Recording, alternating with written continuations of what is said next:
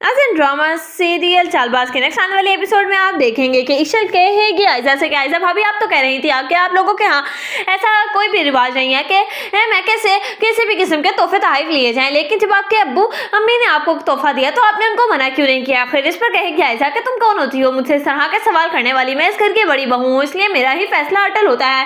अब तो तुम्हें इशल समझ आ जानी चाहिए, लेकिन मुझे लगता है कि शायद तुम्हें मजीद समझाना होगा। मुझे बेहतर यही होगा कि अगर तो तुम इस तरह से आसानी से समझ जाती, लेकिन चलो कोई मसले की बात नहीं है। अब जिस तरीके से मैं समझाऊंगी वो शायद तुम्हें बिल्कुल भी पसंद ना आए। उधर आप देखेंगे कि जब इशल से ये बात बिल्कुल भी हजम नहीं हो रही होगी और आखिरकार वो अनाया के सामने ये बात कर ही देगी कि अनाया मेरा एक दोस्त है शयान, और उसने कहा है कि वो तुमसे बहुत ही ज्यादा तुम्हारी और उसकी अच्छी दोस्ती थी, तो मुझे लगा कि शायद मुझे तुमसे ये बात कंफर्म करनी चाहिए। इस पर अनाया कहेगी कि मुझे नहीं लगता इशल भाभी कि आपको हमारे किसी भी किस्म के पर्सनल मैटर में दखल अंदाजी करनी चाहिए। और जहाँ तक बात रही शयान की, तो उसे मैं नहीं जानती हूँ, क्यों आप मेरे पे बिला वजह इल्जाम तराशी करना चाह रही हैं। मैंने तो पहले ही कहा था कि आप आयशा भाभी के किए के बदले मुझसे लेंगी, बस यही वजह है जो आपने अब देखे ना कि किसी भी शयान का नाम मेरे नाम के साथ जोड़ दिया। इस पर कहेगी इशल तुम्हें जरूर कोई गलतफहमी हो रही है अनाया, मेरा कहने का हरगिज ये मतलब नहीं था। जब इशल अपनी माँ को ये बात बताएगी तो इशल की माँ कहेगी कि मैंने तुम्हें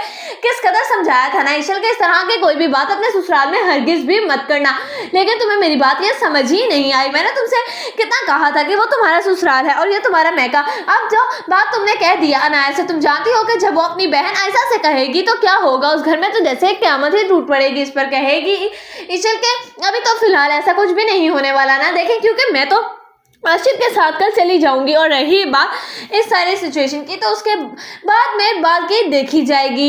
लेकिन आप देखेंगे कि जैसे ही आशिर और इशल निकलने लगेंगे सैर के लिए जाने के लिए, तो फौरन से आयशा चक्कर खाकर गिर जाएगी, जैसे कि उसकी तबीयत बहुत ज़्यादा ख़राब हो रही है। और आशिर सारा कुछ छोड़ छाड़ कर पहले आयशा को हॉस्पिटल लेके चला जाएगा। इस पर इशल की जब फ्लाइट निकल जाएगी तो इशल कहेगी आशिर से कि तुम जानते हो कि भाभी ने ये सब कुछ जानबूझकर किया है, क्योंकि वो हमें जाने देना ही नहीं चाहती थी। इस पर आशिर कहेगा कि तुम्हारे खिलाफ भाभी के दिल में किस कदर जहर भरा हुआ, तुम जानते हो कि भाभी को किस कदर बुरा लग रहा है कि हम नहीं जा सके। इस पर कहेगी इशल कि उन्हें कोई बुरा नहीं लग रहा है, ये सब उनके ड्रामेबाजियां हैं। आखिर तुम सब घर वालों को ये बातें समझ क्यों नहीं आती, देखना कि जब एक दिन तुम सबके आंखों से ये पट्टी उतरेगी तब तुम लोगों को किस कदर पछतावा होगा। इस पर कहेगा आशिर के इशल बस कर दो, मैं अब भाभी के खिलाफ कुछ भी नहीं सुन सकता हूँ। तुम जब दिल करता है तुम भाभी के खिलाफ बोलना शुरू कर देती हो और मैं चुपचाप सुनता रहता हूँ, लेकिन अब मेरी